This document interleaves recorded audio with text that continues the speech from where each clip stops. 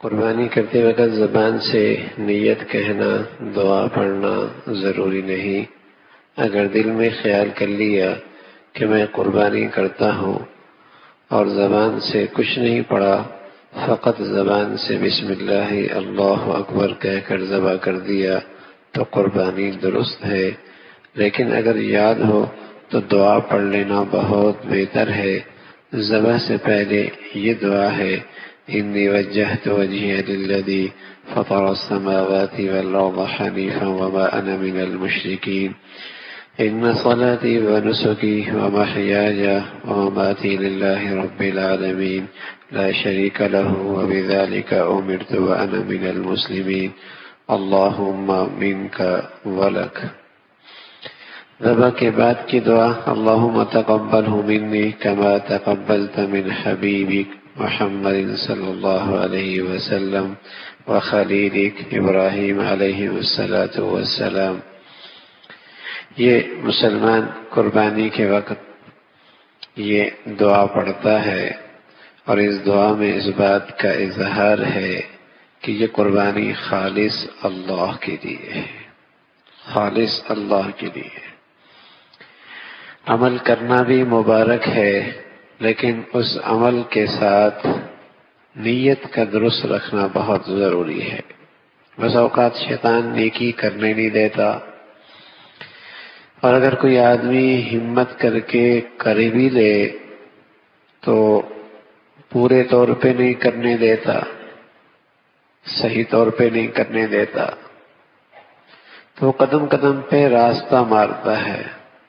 قربانی کا عمل تو غیر معمولی ہے، اور سال کے صرف ان 3 دنوں میں یہ موقع میسر آتا ہے، اور ہر بال پہ پیارے رسول صلی اللہ علیہ وسلم نے نیکی کا اعلان اور اس کی خبر دی ہے۔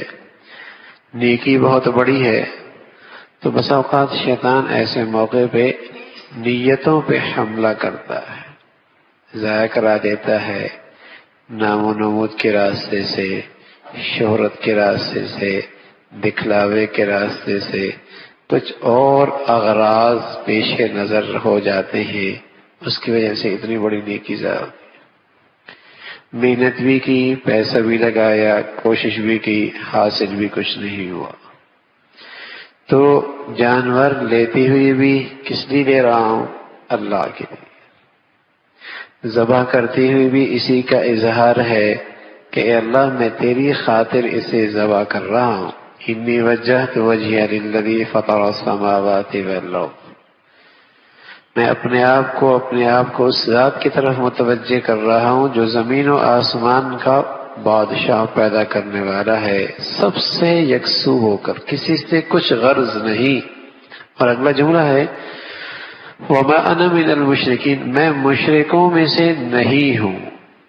غیر مسلمان کا مشرک قربانی کر رہا ہے، نماز پڑھ رہا، لیکن ریا آدمی کے اندر شرک کی ملاوٹ کر دیتا ہے۔ ریا خفی شرک ہے، خفی شرک، ریا دکھلاوا خفی شرک ہے۔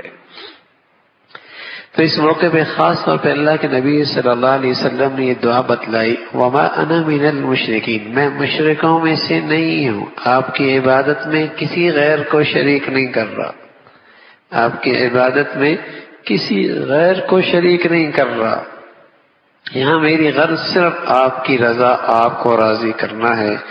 اور پھر اس سے اگلا جامع جملہ ہے کہ میری قربانی، میری نماز ہو، میری قربانی ہو، بلکہ میری زندگی ہو، میری موت ہو، سب اللہ کے لیے، سب اللہ کے، میری ہر چیز اللہ کی خاطر، میرا جینا مرنا بھی اللہ کے خاطر، میری نماز قربانی بھی اللہ کی خاطر، اور اس کا کوئی شریک نہیں، اور مجھے اسی کا حکم ملا ہے، میں فرما برداروں میں سے ہوں۔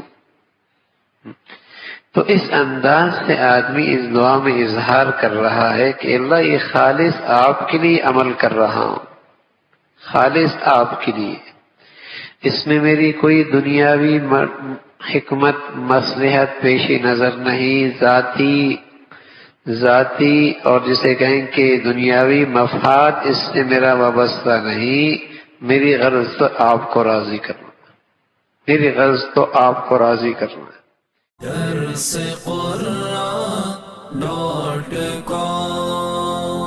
www.darsequran.com